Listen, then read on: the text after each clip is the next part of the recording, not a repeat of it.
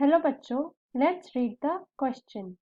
The linking of antibiotic resistant gene with the plasmid vector become possible with option number A, DNA ligase, option number 2, endonucleases, option number 3, DNA polymerase and option number 4, exonucleases.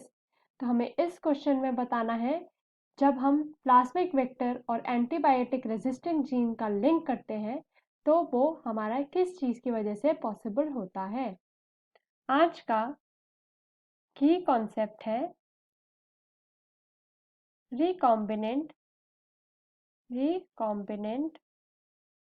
DNA technology. तो पहले हम समझेंगे recombinant DNA technology होता क्या है। तो ये होता है हमारा एक पार्ट ऑफ जेनेटिक इंजीनियरिंग जिसमें हम ट्रांसफर करते हैं जीन्स का from one organism to the other and ये प्रोसेस हमारा होता है with the help of a vector, host cell या फिर the host and thirdly restriction endonuclease। तो हमारा वेक्टर एक्ट करता है एज अ व्हीकल जो कि हेल्प करता है in transfer of desired gene into the host cell and हमारा रिस्ट्रिक्शन एंडोन्यूक्लियस कट करता है डीएनए एट स्पेसिफिक साइट्स।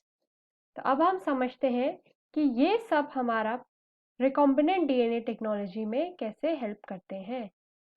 तो होता ये है, हम एक वेक्टर डीएनए लेते हैं एंड एक हम लेते हैं डिजायर्ड जीन, जैसे कि हमारा एंटीबायोटिक जीन हो जाता, रेजिस्टेंट जीन हो जाता है। तो हम रिस्ट्रिक्शन एंडोन्यूक्लियस की हेल्प से इन दोनों को कट करते हैं एट स्पेसिफिक साइट्स। जब ये हमारा डीएनए कट हो जाता है into specific sites and form करता है स्टिकी एंड्स, हम उन एंड्स को फिर जोड़ देते हैं या लिंक कर देते हैं थ्रू डीएनए लाइगेज एंड हमारा फॉर्मेशन होता है ऑफ रिकॉम्बिनेंट डीएनए मॉलिक्यूल। इस रिकॉम्बिनेंट डीएनए मॉलिक्यूल को फिर हम आइसोलेट करके इंसर्ट कर देते हैं into host cell.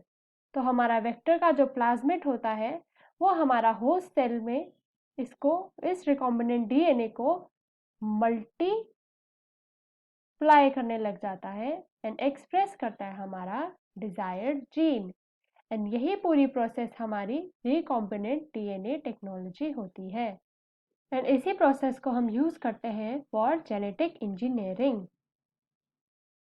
So the linking of antibiotic resistant genes with the plasmid vector became possible with DNA ligase. तो हमारा option number 1 is correct.